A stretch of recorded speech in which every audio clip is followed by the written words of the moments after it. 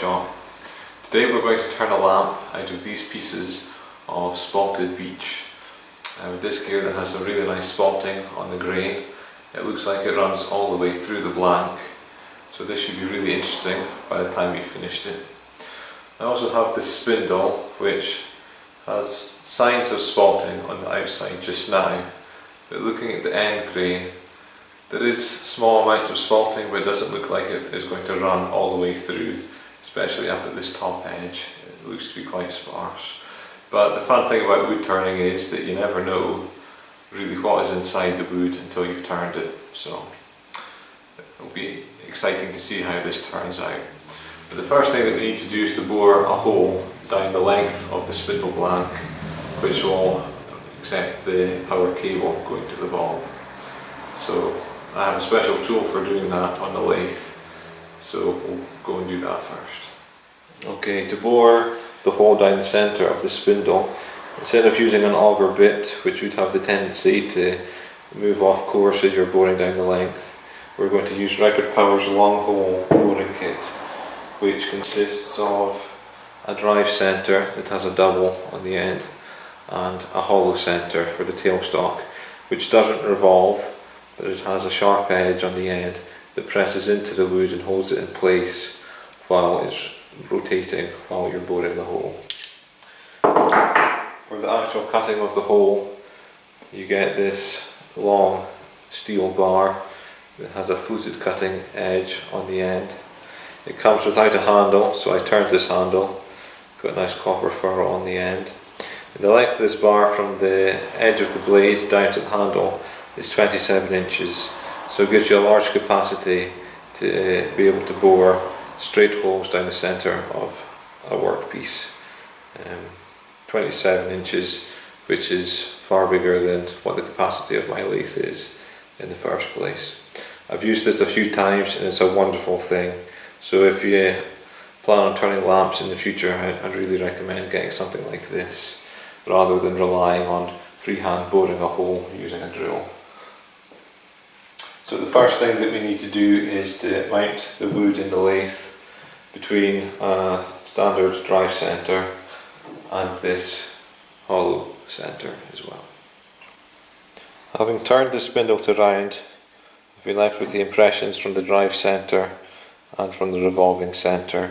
So those impressions just meet up again on the drive centre, and we take the hollow centre, place it in the quill. We can move the tailstock closer, and the kit also comes with a centering bar which runs through the centre of the tailstock, so we can run that in from the end and it will meet up with the impression from the live centre from when we roughed it around. So we can hold that in there and then begin to tighten down the quill into the wood.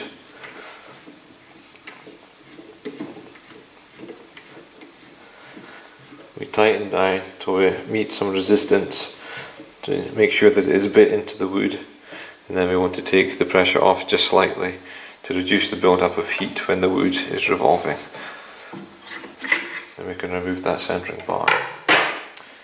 Then it's just a case of turning on the lathe and running the cutting edge down through the tailstock into the wood.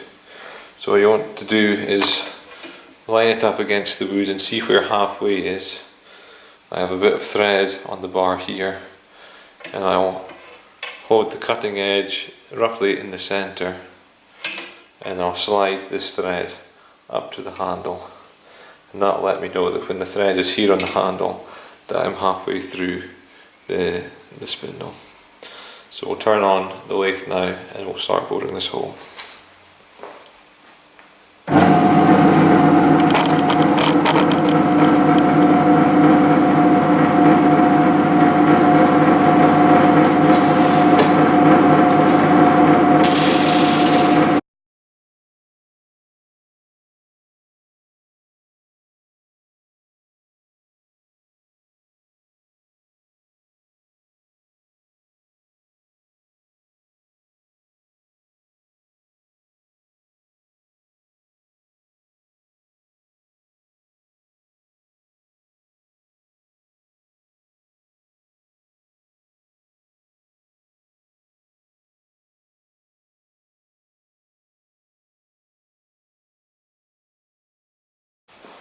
Once you're through halfway, just pull back your tailstock, take the wood off, give it a shake, knock out any swarf that might still be left in there.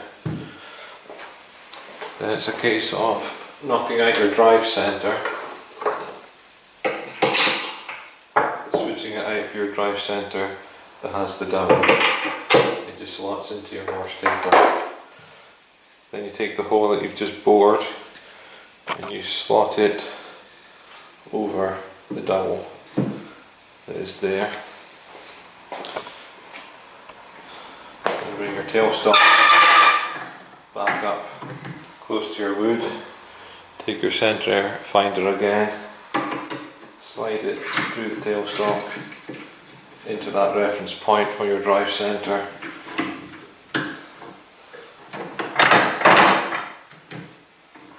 And tighten it down into the blank again, taking it to a point where you meet resistance, then backing off just slightly.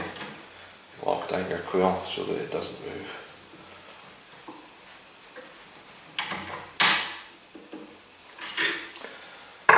Now it's just a case of boring all the way through until you meet the end of the hole that you bored from the other side.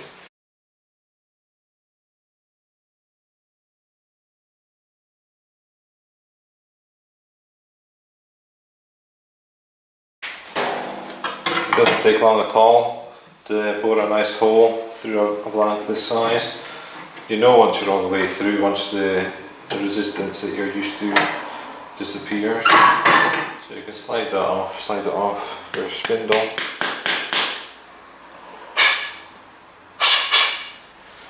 And you can see if I can line it up, a lovely hole all the way through, straight through the centre. Far better than freehanding it using a drill. Now to mount it back on the lathe ready for turning, you keep the drive centre with the dowel on it, and you can replace the hollow centre with your standard revolving centre. Okay, so now I have the wood mounted between the dowel drive centre and a revolving centre. I think you can just about make out there some light pencil marks, which is the rough design that I'm going for here. I'll need to turn a tenon at the end here that will go into a mortise that will turn on the base so it can be glued together. And then I plan to have a small cove here coming up to a bulb, where there'll be a centre cove going to an opposite bulb, coming to another cove, and ending with a tulip nozzle that will have the brass bulb holder fixed on the end. So that's what I'm hoping to get out of this. We'll see how it goes. I'll move the camera into a position where hopefully you can see what's happening and I'll have room to work. Normally when I'm turning wood, I'll usually just wear a face shield without a mask, because if I wear a mask then the face shield tends to steam up and I can't see what I'm doing. So I haven't really been very good at wearing a mask. So turning something like Spalted Beech, you don't want to be breathing in the fibres of what causes the spalting effect. So I decided to invest in a full face respirator.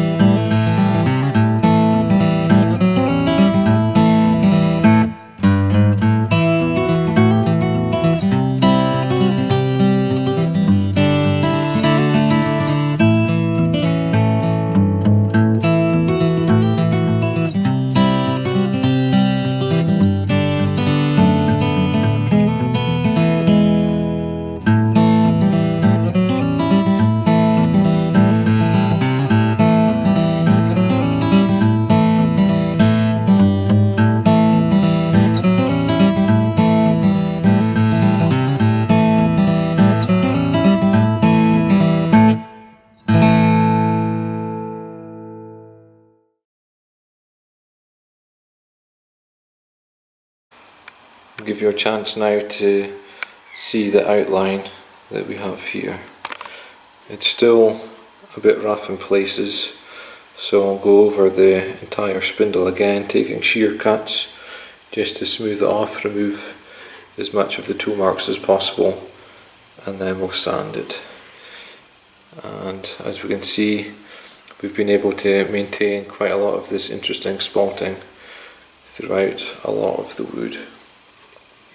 So once this is sanded and we've got a coat of oil on it, it will be, I think, really quite impressive to look at, and it should tie in nicely with the disc that we have for the foot as well. So I'll go now, I'll go over, take these shear cuts, and then I'll sand it. I'll take a minute or two now to sharpen my spindle guides before I go in for those shear cuts, so that it's nice and sharp and it's going to take a nice clean cut.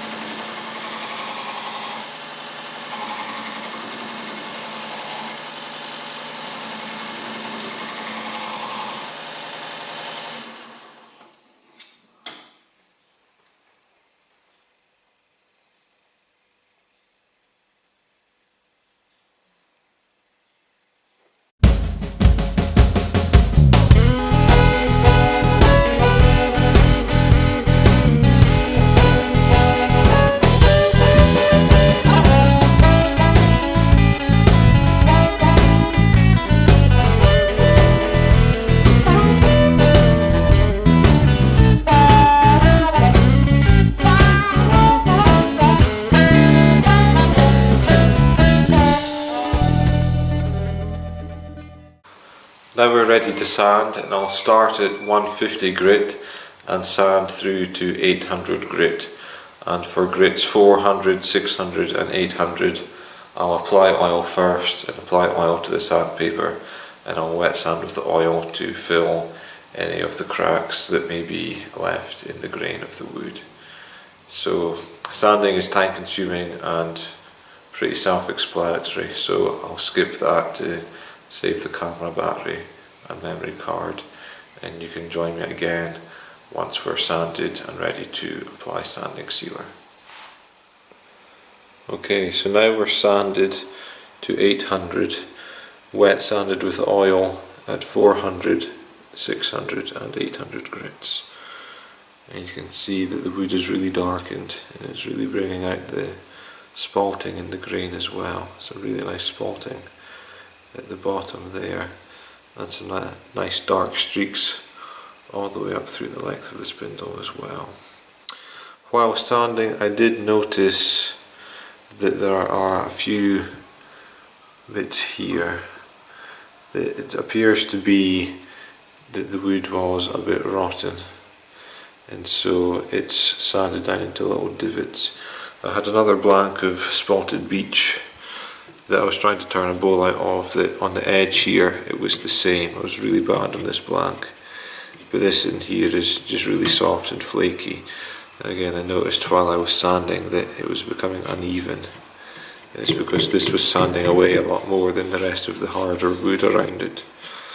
So that's happened here, just 2 or 3 little spots. It's nothing major. The natural flaw of it, I think, will just add to the charm of the finished lamp, so I'll just leave that. We'll go on now, we'll add some sanding sealer, and then we'll add friction polish to finish it. The sanding sealer that I used just now is chestnut shellac sanding sealer, as the finishes I tend to use are friction polish and wax. So the way I apply this is I just prepare some little sheets of paper towel, nicely folded up and cut into squares. Take the lid off. Shake some of the liquid onto the paper towel, and while the lathe is off, I'll rotate the work. And I tend to do it in sections just to make sure that there's a good coverage on all of the surfaces.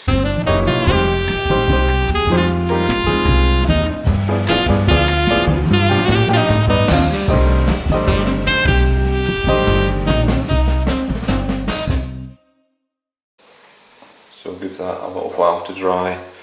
I'll add another, say, 5 or 6 coats, and then we'll be ready to apply friction polish.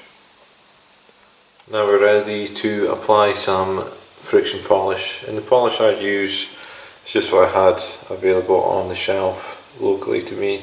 It's Record Power branded shellac based friction polish. They do a light variety and do a variety for darker woods. The one that I'm going to use on this is the darker variety, since the wood has come out quite dark. So, like the sanding sealer, take a piece of paper towel, I'll add a bit to the cloth, and I'll apply it to the workpiece while the lathe is off, just to spread it out so it doesn't go flying everywhere. I don't want the camera to get covered in the polish either. And it's best to do it in sections. If you cover the whole piece, then before you get to polish the last part of it, it can have dried and it can be quite difficult to burnish it in. So once you spread it on, turn on the lathe and then start to burnish it.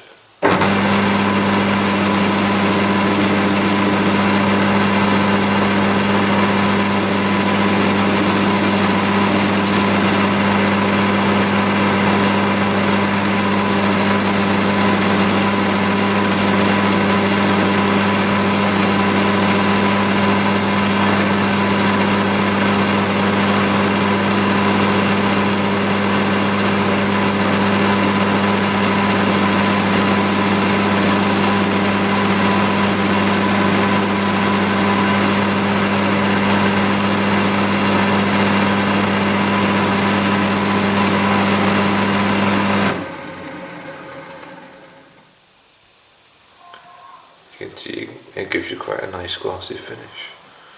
So I'll go over this entire spindle now with the friction polish, and I'll let you see it afterwards once I'm done. It's just a case of the same process all the way along, adding a little bit and then burnishing it in.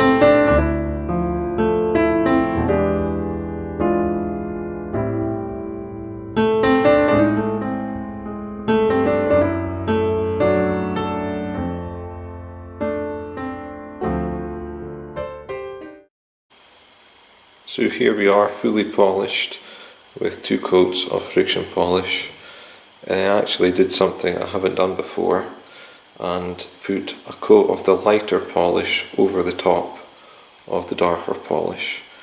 The dark polish is a lot thicker, so it's difficult to get it to burnish to a nice shine, but putting the lighter polish on top has really helped bring out a gloss finish. So I think I'll do that more in the future when working with darker woods. The last thing that we need to do now is to hollow out just a small indentation on the top here for the bulb holder fixing plate to attach to. I'll show you that next. The way that I mount the bulb holders on my lamps is using a fixing plate nipple like this. And this is the bulb holder that goes with it. So you screw this onto the top of your spindle. 3 little screws come with it, and then that accepts the brass bulb holder on. So it's really quick and easy to do. The cable comes up through the bottom and wires into the bulb holder. And the reason why I recommend the Record Power long hole boring kit for lamps is not just for boring the hole down the length of the spindle, but also because the teeth on the end of the drive centre with the dowel is the exact same diameter as these fixing plates. So you can actually use this to bore a small recess for this to fit in, so it has a nice flush fitting to it. So the way that we do that is to take the pressure off of the tailstock so that your spindle is able to move freely on the dowel. Then you can turn on the lathe, making sure that your spindle is at the center point at your live center, and you can use the pressure from your quill to push up onto the blades of the drive center, and it will cut a recess for you. It's really quick and simple. I'll show you it now.